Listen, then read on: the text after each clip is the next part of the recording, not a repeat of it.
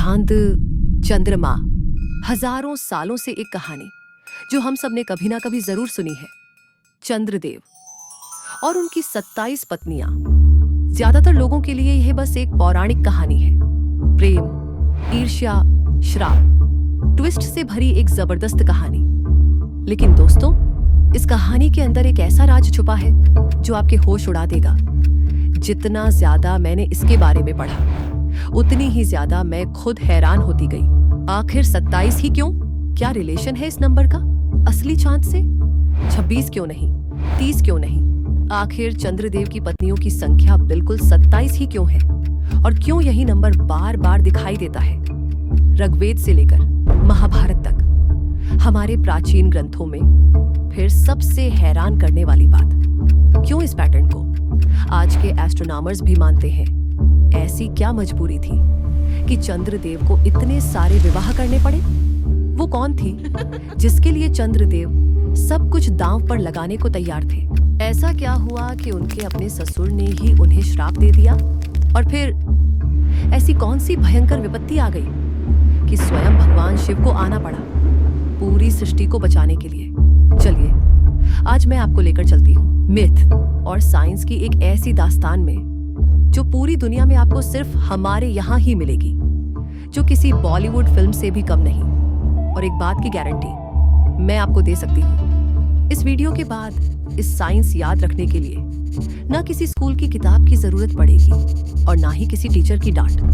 तो चलिए शुरू करते हैं। दोस्तों, आज हर दूसरी खबर, हर कहानी नेगेटिविटी से भरी हुई है। चाहे सोशल मीडिया हो या दुनिया का कोई भी कोना, हर जगह भारत के बारे में अक्सर सिर्फ बुराइयां ही ज्यादा सुनने को मिलती है। हालात ये हो गई है कि कई बार हम अपने कल्चर पर गर्व से ज्यादा शर्मिंदा महसूस करते हैं। मेरी एक छोटी सी कोशिश है कि मैं हमारे प्राचीन ग्रंथों से हर बार एक ऐसी कहानी लेकर आऊं जिसे देखने के बाद आप अपनी सिविलाइजेशन पर गर्व महसूस कर सके। एक ऐसी कहानी जो सिर्फ एंटरटेनिंग नहीं बल्कि हमें अपनी जड़ों से दोबारा जोड़ दे। बहुत समय पहले सृष्टि के आरंभ में ब्रह्मा जी ने इस जगत की रचना तो कर दी, लेकिन एक सवाल अब भी बाकी था। इस दुनिया को चलाएगा कौन? तब जन्म हुआ ब्रह्मा जी के मानस पुत्र दक्ष का, और उन्हें सौंपी गई एक बहुत बड़ी जिम्मेदारी, इस सृष्टि को संभालने करने की। Daksh, the first overseer of the world. दोस्तों, क्या आपने नोटिस किया? मैंने यहां उन्हें किंग नहीं कहा, क्योंकि तब दुनिया में कुछ था ही नहीं। रूल करने के लिए दक्ष का काम ही था दुनिया को आबाद करना, सभ्यता का निर्माण करना और समाज के नियम, मर्यादा और मॉरलिटी की नींव रखना। इसी कारण उनके घर पैदा हुए 60 पुत्रियां। आने वाले समय में उन्हीं के जरिए बसेगी पूरी दुनिया। समय बीता, जब वह बड़ी होने लगी तो एक एक करके उनका विवाह होने लगा। किसी का महर्षि कश्यप से, किसी का महर्षि भृगु से, और कुछ का अग्निदेव और धर्मदेव जैसे देवताओं के साथ। फिर एक दिन एक विशेष यज्ञ के दौरान चंद्रदेव की मुलाकात हुई दक्ष की पुत्री रोहिणी से। पहली ही नजर में दोनों एक दूसरे को अपना दिल दे बैठे, लेकिन उस वक्त उन्हें जरा भी अंदाजा नहीं था कि उनकी यह प्रेम कहानी एक दिन पूरी सृष्टि में भूचाल ले आएगी, क्योंकि उसी यज्ञ में दक्ष की 26 पुत्रियों जैसे कृत्तिका, रेवती और अन्य बहनों ने भी चंद्रदेव को देखा और उन्हें भी चंद्रदेव पसंद आ गए। जब पुत्रियों ने अपने पिता से आग्रह किया, तब दक्ष ने चंद्रदेव के सामने एक शर्त रख दी। अगर तुम रोहिणी से विवाह करना चाहते हो तो तुम्हें मेरी बाकी 26 पुत्रियों से भी विवाह करना होगा।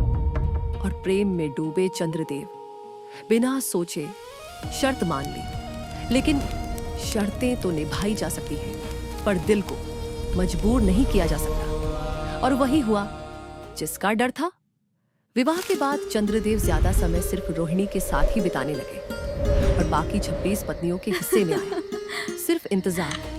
लेकिन जो बेटियां हो बचपन से लाड़ प्यार में पली बड़ी थी, वो यह अन्याय कब तक सह पाती? आखिरकार सभी पहुंच गई अपने पिता के पास। और फिर जो हुआ, अब पहले दक्ष ने चंद्र को समझाने की पूरी कोशिश की उन्होंने कहा, जब तुमने सभी से विवाह किया है तो सभी के साथ समान व्यवहार करना भी तुम्हारी जिम्मेदारी है। अगर तुम यह निभा नहीं सकते थे तो इतना बड़ा वादा करना ही नहीं चाहिए था। लेकिन चंद्रदेव ने दक्ष की एक भी बात नहीं मानी। समझाने के बाद भी वो बार बार सिर्फ रोहिणी के पास ही लौट आते रहे और यहीं से यह प्रेम कहानी बन गई एक भयंकर श्राप की कहानी। दोस्तों, दक्ष सिर्फ अपनी पुत्रियों के पिता ही नहीं थे, वह थे दुनिया के पहले ओवरसियर। उनका हर फैसला आने वाली पीढ़ियों के लिए एक मिसाल बनने वाला था।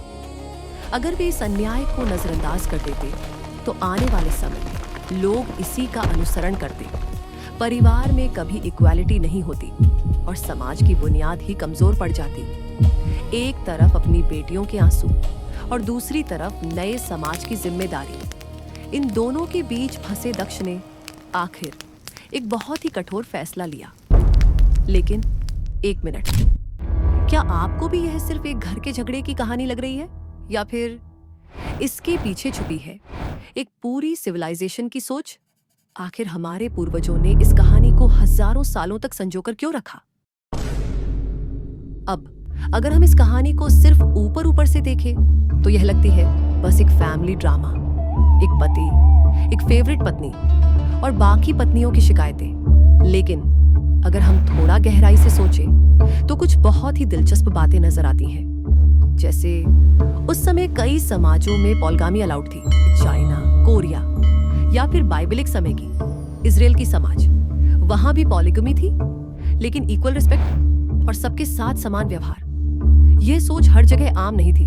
जैसे चाइना को ही ले लीजिए, वहां सिर्फ एक को ही मिलता था पत्नी का दर्जा, बाकी सब होती थी कॉन्क्यूबाइंस, उपपत्नियां, जो असल में लगभग सिर्फ एक स्लेव ही थी।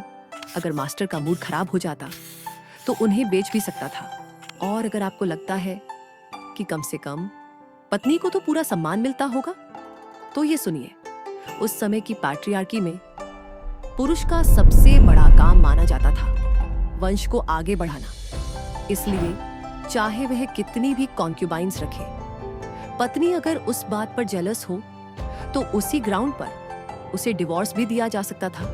तो equal respect with equal rights और इक्वल बिहेवियर, यह सब तो उनके लिए सिर्फ एक फेरी टेल ही था। और यही इस कहानी की सबसे बड़ी खूबसूरती है। हमारे प्राचीन ऋषियों की सोच और दूरदर्शिता की क्या ही बात थी। उन्होंने किसी की फ्री विल पर रोक नहीं लगाई, लेकिन साथ ही एक क्लियर चेतावनी भी दी। अगर तुम एक से अधिक विवाह का मार्ग चुनते हो तो हर पत्नी के प्रति तुम्हारी जिम्मेदारी भी समान होगी, वरना उसका परिणाम भी तुम्हें ही भुगतना पड़ेगा। सोचिए, कितनी सुंदर बात है ना? एक साधारण सी प्रेम कहानी के जरिए परिवार, समाज और दुनिया को एथिक्स और ड्यूटी का इतना गहरा संदेश दिया गया। शायद यही भी एक वजह रही होगी कि प्राचीन समय में भारत को कई अन्य सभ्यताओं ने बड़े सम्मान की नजर से देखा। चीनी ग्रंथों में भारत को कहा गया तियंजू और जापान में टेंजिकु, मतलब हेवनली लैंड, स्वर्ग की भूमि। लेकिन क्या यह सिर्फ एक कहानी है या सच में यह कभी हुआ भी था? क्या है इसका असली सोर्स? जब मैंने इसे ढूंढना शुरू किया तो धीरे धीरे इस पहेली की तस्वीर साफ होने लगी। दोस्तों, आप रेडी हो ना? क्योंकि अब जो मैं आपको बताने वाली हूं उसके बाद आप इस कहानी को कभी पहले जैसा देख नहीं पाएंगे। असल में इस कहानी को हम सब शुरुआत से ही गलत तरीके से पढ़ते आए हैं, क्योंकि इन बहनों को हमारे पुराने वैदिक ग्रंथों में कभी भी चंद्रदेव की पत्नियां नहीं कहा गया। सच कहूं, पहली बार मुझे भी यकीन नहीं हुआ। दोस्तों, क्या आप गेस कर सकते हो पहले उन्हें क्या कहा जाता था? क्योंकि यहीं पूरी कहानी एकदम बदल जाती है। नक्षत्र, और अगर इस वर्ड की संस्कृत रूट को देखें तो इसका अर्थ सिर्फ एक तारा नहीं बल्कि आकाश को मैप करने वाले बिंदु, स्काई मार्कर्स। लेकिन अब एक और सवाल मुझे परेशान कर रहा था, तो फिर क्या ऋग्वेदा में चंद्र सिर्फ एक देवता ही थे या फिर कुछ और राज भी है? अब पढ़ते पढ़ते एक मंत्र बार बार मेरी ध्यान खींचता रहा। पहले आप सुनिए। अमी यरिक्षा निहिता सुउच्चा नक्तम ददृश्रे गुह चिद्दिवेयुः अदब्धानि वरुणस्य व्रतानि विचाकषत् चंद्रमा नक्तमेति। पता है, जब पहली बार मैंने ये देखा तो बिल्कुल चौंक गई। यहाँ ऋषि पहले पूछते हैं, रात को दिखने वाले ये नक्षत्र लोग, ये असंख्य तारा, दिन में ये कहाँ चले जाते हैं? फिर वो स्वयं उसका उत्तर देते हैं, ये कहीं जाते ही नहीं, हमेशा वहीं रहते हैं। दिन में सूर्य के तेज के कारण हमें दिखाई नहीं देते, लेकिन रात होते ही फिर से नजर आने लगते हैं। लेकिन ऐसा क्यों? क्योंकि इनमें अपनी खुद की कोई रोशनी नहीं होती, सूरज की रोशनी से ही ये रोशन होते हैं। उस पल मुझे एहसास हुआ, हजारों साल पहले कोई ऋषि रात दर रात इसी आसमान को कितनी बारीकी से देख रहा था और धीरे धीरे उसमें एक पैटर्न ऑब्जर्व कर रहा था, क्योंकि उन्हें यह स्पष्ट था, रात के आसमान में दिखने वाले ये तारे कोई जादुई घटना नहीं है।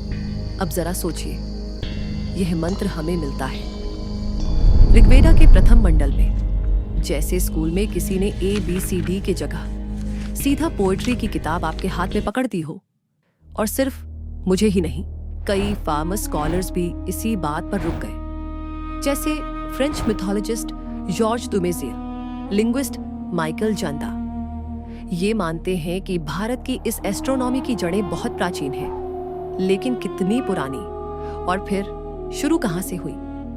उनका मानना है शायद वैदिक युग से भी पुरानी, कोई बहुत ही प्राचीन लेकिन एडवांस्ड सिविलाइजेशन रही हो, प्रोटो इंडो ईरानियन, जहां से ये सारा नॉलेज वैदिक लोगों को धरोहर के रूप में मिला हो। पर धीरे धीरे समय के साथ इसकी लगभग हर निशानी आज खो गई। बस उसकी सिर्फ कुछ झलक हमें आज ऋग्वेद में नजर आती है, लेकिन कहानी अभी और भी दिलचस्प होने वाली है। ऋग्वेद में आपको चंद्र और रोहिणी जैसे कुछ नाम जरूर मिल जाते हैं, लेकिन एक चीज अब भी अधूरी थी, पूरे 27 नक्षत्रों की लिस्ट और उनकी एग्जैक्ट लोकेशन। वो कहाँ मिली? यजुर्वेदा में। यह था प्राचीन भारत का तरीका आकाश को पढ़ने का। जरा इमेजिन कीजिए, जब दुनिया के कई हिस्सों में लोग जमीन पढ़ना भी नहीं सीख पाए थे, तब यहाँ लोग आसमान को ही पढ़ रहे थे। लेकिन अभी तक ना कोई प्रेम कहानी, ना ही कोई फैमिली ड्रामा, तो फिर ये कहानी आई कहाँ से? दोस्तों, क्या आप गेस कर सकते हैं पहली बार कहाँ नक्षत्र बन गई? चंद्रदेव की पत्नियां?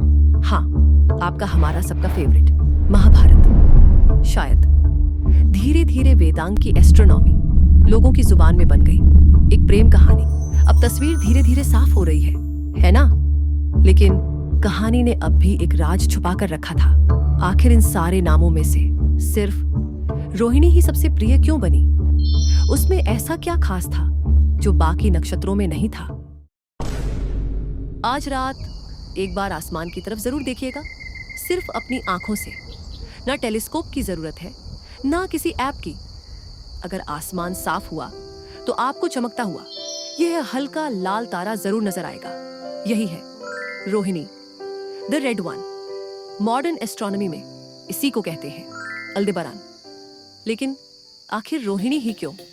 क्यों चंद्रदेव बार बार उसी के पास ही लौटते हैं? महाभारत में उसी को इतनी अहमियत क्यों दी गई? रात के आसमान में यह है वो तारा जो अपनी चमक से आसानी से ध्यान खींच लेता है। यहाँ तक कि भगवान कृष्ण का जन्म भी रोहिणी नक्षत्र में ही हुआ था। तो क्या बस इसी वजह से प्राचीन ऋषियों ने रोहिणी को चंद्रदेव की सबसे प्रिय पत्नी बना दिया? मुझे भी पहले कुछ ऐसा ही लगा था, लेकिन जब मैंने यजुर्वेद, वेदांग ज्योतिष या सूर्य सिद्धांत जैसे प्राचीन ग्रंथों को और गहराई से पढ़ना शुरू किया, तो मुझे जो असली वजह मिली उसने मुझे खुद हैरान कर दिया। बस थोड़ी देर और साथ बनी रहिए, मैं बहुत जल्द उस राज तक आने वाली हूं। लेकिन एक बात तो तय है, चंद्रदेव का यह पक्षपात इस कहानी में अब एक ऐसा भयानक ट्विस्ट ले आता है जिसने पूरी सृष्टि को विनाश के किनारे ला खड़ा किया। लेकिन आखिर हुआ क्या था? ऐसा क्या हुआ जिसे आज भी हर रात आसमान में नजर आता है? लेकिन अब आता है सबसे बड़ा सवाल। चंद्रदेव देवताओं में से एक, अगर प्रजापति दक्ष उन्हें सजा भी दे तो कैसे? कहते हैं जब बार बार समझाने के बाद भी चंद्र नहीं सुधरे तो आखिरकार दक्ष का धैर्य टूट गया। क्रोध में आकर उन्होंने चंद्रदेव को एक भयंकर सज्जा दी, एक ऐसा श्राप जो सिर्फ चंद्रदेव को दंड देने के लिए नहीं बल्कि समाज के लिए एक मिसाल बन सके। लेकिन आखिर क्या था वो? इस पूरी घटना का बहुत डिटेल में वर्णन मिलता है विष्णु पुराण, भागवत पुराण और शिव पुराण में। दक्ष ने चंद्रदेव से कहा, तुम्हारा तेज धीरे धीरे क्षीण हो जाएगा। और बस यहीं से इस कहानी का सबसे बड़ा ट्विस्ट शुरू होता है। एक फैमिली ड्रामा अब बदल चुका था एक कॉस्मिक क्राइसिस में, क्योंकि यह कोई साधारण मनुष्य नहीं थे, ये थे चंद्रदेव। जैसे जैसे उनका तेज कम होने लगा वैसे वैसे प्रकृति का संतुलन भी डगमगाने लगा, रातें बदलने लगी, यज्ञों पर भी इसका असर पड़ने लगा। अब सबसे बड़ा प्रश्न यह था, अगर चंद्र का प्रकाश ही ना रहे तो समय का हिसाब कैसे चलेगा? पूरी सृष्टि का क्या होगा? देवताओं को भी चिंता होने लगी। तब सभी देवता चंद्रदेव को साथ लेकर पहुंचे। उन्हीं की शरण में देवों के देव महादेव, और यही महादेव इस कहानी का सबसे गहरा संदेश देते हैं। वो कहते हैं, कर्मों का फल हर किसी को भुगतना पड़ता है, ना मनुष्य ना देवता, कोई भी अपने कर्मों से बच नहीं सकता। इसलिए महादेव ने दक्ष का श्राप पूरी तरह समाप्त नहीं किया, लेकिन सृष्टि के संतुलन के लिए उसमें एक बदलाव जरूर किया। उन्होंने कहा, चंद्र का तेज धीरे धीरे क्षीण होगा, लेकिन सिर्फ 15 दिन तक। उसके बाद अगले 15 दिन वही चंद्र फिर से धीरे धीरे पूर्ण रूप में लौट आएंगे और यहीं से जन्म लेता है अमावस्या से पूर्णिमा तक का वो अमर चक्र, जिसे हम आज भी हर महीने हर रात अपनी आंखों से देखते हैं। हमसे पहले भी और हमारे बाद भी ये सिलसिला इसी तरह चलता रहेगा। दोस्तों, अब हम ये तो मान सकते हैं कि अमावस्या और पूर्णिमा को हम अपनी आंखों से देख सकते हैं, तो कहानी का यह हिस्सा तो समझ आता है। लेकिन हम फिर लौटते हैं उसी सवाल पर, आखिर 27 ही क्यों? हमारे अर्शियों ने रात के आसमान में ऐसा क्या देखा था कि चंद्र को ठीक इसी नंबर से जोड़ दिया? क्या उन्होंने सिर्फ चंद्रमा के बदलते रूप को देखा था, या फिर उसकी पूरी जर्नी को भी नाप लिया था? यहीं से हमारी यह खोज कहानी से निकलकर सीधे पहुंचती है रात के आसमान की तरफ। आज हमारे पास टेलीस्कोप्स है, सैटेलाइट्स है, लेकिन जरा एक पल के लिए हजारों साल पीछे चलिए। ना बिजली, ना टेलीस्कोप, सिर्फ वो एक खुला आसमान। तो फिर इतनी प्रिसाइज कैलकुलेशन अर्शियों ने किया कैसे? हम अक्सर मान लेते हैं कि प्राचीन लोग सिर्फ तारों को देखते थे। उनके पास ना एडवांस्ड नॉलेज था, ना साइंटिफिक ऑब्जर्वेशन। शायद दुनिया की कई प्राचीन सिविलाइजेशंस के लिए यह बात सही हो, लेकिन प्राचीन भारत के लिए बिल्कुल उल्टा। हमारे ऋषियों ने चंद्रमा को सिर्फ देखा ही नहीं, बल्कि उसकी पूरी जर्नी को ऑब्जर्व भी किया, रात दर रात, साल दर साल। लेकिन आखिर वो देख क्या रहे थे? एक अजीब पैटर्न। उन्होंने देखा कि चंद्रमा कभी भी एक ही जगह नहीं रहता। हर रात वो थोड़ा थोड़ा आगे बढ़ता रहता है, हर रात एक नई जगह, नए तारों के बीच। अब सवाल था, आखिर वो जा कहां रहा है? फिर अर्शियों ने एक और अजीब बात नोटिस की। लगभग 27 रातों के बाद चंद्रमा फिर उसी जगह लौट आता है जहां से उसने शुरू की थी, जैसे कोई इनविजिबल सर्कल में ही वो बार बार चक्कर लगा रहा हो। दोस्तों, क्या आप अंदाजा लगा सकते हैं ऋषियों ने फिर क्या किया होगा? हाँ, उन्होंने इस पूरी जर्नी को मानो एक विशाल 360 डिग्री सर्कल में मैप किया और हर रात के हिसाब से उसे 27 भागों में बांट दिया। हर भाग एक नक्षत्र, और हर नक्षत्र था चंद्रमा की यात्रा का एक स्टेशन। लेकिन हर स्टेशन को पहचाने कैसे? बहुत ही सरल तरीके से। हर नक्षत्र में जो तारा सबसे ब्राइट था, सबसे आसानी से पहचाना जा सकता था, उसी के नाम से। जैसे रोहिणी असल में तो एक तारा है, पर आसमान के इस हिस्से का नाम भी है रोहिणी नक्षत्र। इसी तरह हर नक्षत्र का अपना नाम, अपनी पहचान और उसकी अपनी एक लोकेशन थी। धीरे धीरे मुझे समझ आई भारतीय कैलेंडर में नक्षत्र की इतनी इंपॉर्टेंस क्यों है। क्योंकि हमारे पूर्वजों के लिए चंद्रमा सिर्फ एक देवता नहीं था, अब वो था समय को नापने का तरीका। वेदों में हमें इसकी कई झलक मिलती है।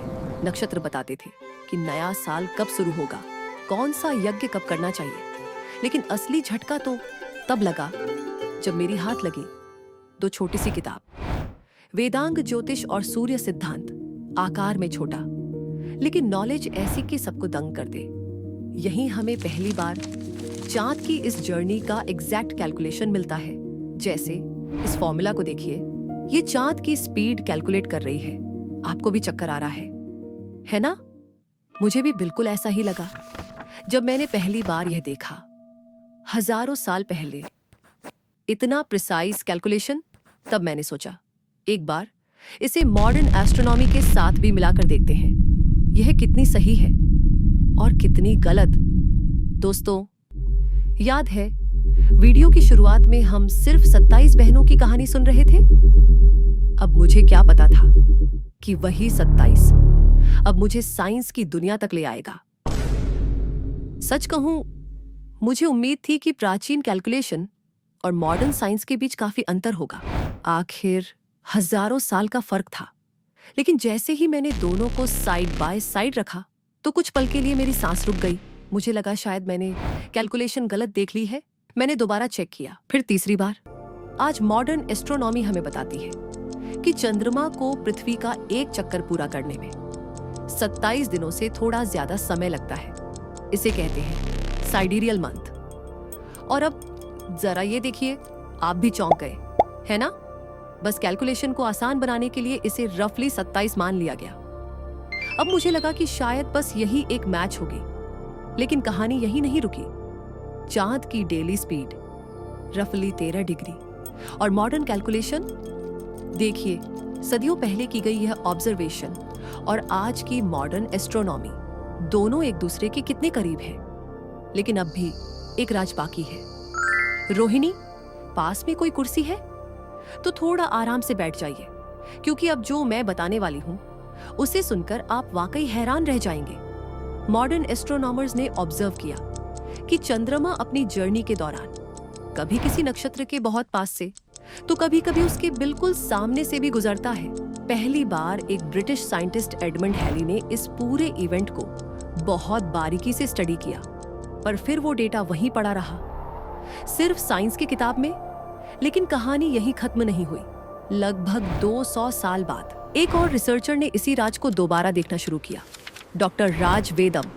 अब उन्हें तो यह कहानियों के बारे में पता था और उन्होंने इसी चीज पर वर्षों तक स्टडी की। और पता है उन्होंने क्या नोटिस किया? वही अजीब पैटर्न जो एडमंड ने भी देखा था।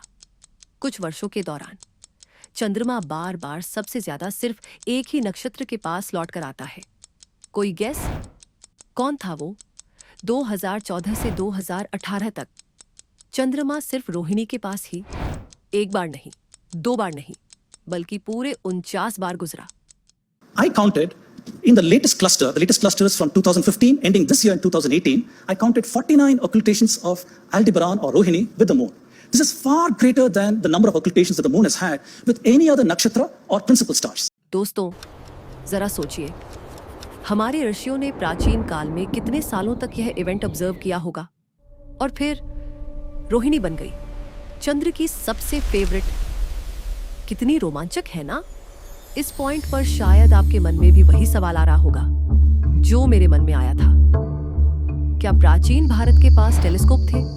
नहीं, आज तक ऐसा कोई प्रूफ नहीं मिला है। लेकिन एक बात तो जरूर है, हमारे प्राचीन ऋषियों ने खुले आसमान के नीचे चंद्रमा को इतनी गहराई से स्टडी किया कि आज भी उसको देखकर मॉडर्न एस्ट्रोनॉमर्स हैरान रह जाते हैं। वीडियो की शुरुआत में ये सिर्फ चंद्र और उनकी पत्नियों की कहानी लग रही थी, लेकिन अब मेरा सवाल यह नहीं था क्या हमारे पूर्वज चंद्रमा की गति जानते थे। अब सवाल यह था, अगर जानते थे तो इसे क्यों बदल दिया एक खूबसूरत प्रेम कहानी में। दोस्तों, जवाब शायद बहुत ही सीधा है। इंसान नंबर्स भूल जाता है, लेकिन कहानियां पीढ़ी दर पीढ़ी जिंदा रहती हैं। अब अगर मैं आपसे पूछूं, चंद्रमा सबसे ज्यादा किस नक्षत्र के पास से गुजरता है, शायद बहुत कम लोग तुरंत इसका जवाब दे पाएंगे। लेकिन अगर मैं पूछूं, चंद्रदेव की सबसे प्रिय पत्नी कौन थी, तो लगभग हर किसी के जहन में एक ही नाम आएगा, रोहिणी। यही है एक कहानी की सबसे बड़ी ताकत। वो नॉलेज को इमोशन से जोड़ देती है, और जो बात दिल को छू जाए उसे याद रखने के लिए किसी किताब की जरूरत नहीं पड़ती। हमारे प्राचीन आर्षियों की सबसे बड़ी प्रतिभा शायद सिर्फ आसमान को देखना नहीं थी, बल्कि उस आसमान को एक ऐसी भाषा में बदल देना था जिसे एक बच्चा भी समझ सके, और एक एस्ट्रोनॉमर भी। और शायद यही वजह से हजारों साल बाद भी हम और आप आज भी इस कहानी को सुनते हैं। लेकिन अब आपके मन में भी एक सवाल जरूर आ रहा होगा, अगर इस कहानी में इतनी लेयर्स थी, इतना दर्शन था, इतना साइंस था, तो फिर आज ज्यादातर लोग इसे सिर्फ एक अजीब सी कहानी ही क्यों समझते हैं? आखिर ऐसा क्या हुआ कि यह सिर्फ एक मिथ बनकर रह गई? दोस्तों, इसके लिए हमें इतिहास में थोड़ा पीछे चलना होगा। लगभग 16वीं और 17वीं सदी में, जब यूरोप ने पहली बार भारत की धरती पर कदम रखा था और उनके हाथ लगे वेद, वेदांग, ज्योतिष जैसे हजारों साल पुराने ग्रंथ। लेकिन हर सभ्यता अपनी समझ और अपने एक्सपीरियंस के हिसाब से दूसरी सभ्यता को देखती है। अब उस समय यूरोप में father of modern science Galileo पहली बार टेलीस्कोप के जरिए रात के आसमान में चांद तारों को देख रहे थे। नए वैज्ञानिक विचारों को अभी भी हर जगह तुरंत स्वीकार नहीं किया जा रहा था। ऐसे माहौल में जब किसी आम यूरोपियन के सामने चंद्रमा की गति, नक्षत्रों का गणित और उनसे जुड़ी हजारों साल पुरानी कहानियां रखी जाती, तो उन्हें क्या ही समझ आता? जहां चर्च ने 1600 में ही जॉर्डानो ब्रूनो को उनकी डिफरेंट थिंकिंग के लिए जिंदा जला दिया था, क्या उस सभ्यता के लिए इन कहानियों को समझना आसान होगा? क्या वो कभी कल्पना भी कर सकते थे कि दुनिया में एक ऐसी भी सिविलाइजेशन है जहां धर्म और साइंस हाथ में हाथ डालकर साथ साथ चलते हैं? इसीलिए उन्होंने इन सब बातों को सिर्फ इंडियन माइथोलॉजी का नाम देकर वहीं छोड़ दिया। लेकिन समय के साथ यूरोप के ही कुछ थिंकर्स ने भारत की इस एंशिएंट नॉलेज की गहराई से स्टडी करना शुरू किया। जैसे फ्रेंच फिलोसोफर वोल्टेयर ने लिखा था कि गंगा के तट से निकला ज्ञान एस्ट्रोनॉमी से लेकर फिलॉसफी तक दुनिया के कई आइडियाज को इन्फ्लुएंस कर चुका था। लेकिन सिर्फ इतना कह देना भी सही नहीं होगा। सवाल यह भी है, हमें क्या हुआ था? हम क्यों भूल गए थे? अब इसके लिए हमें और भी पीछे चलना होगा।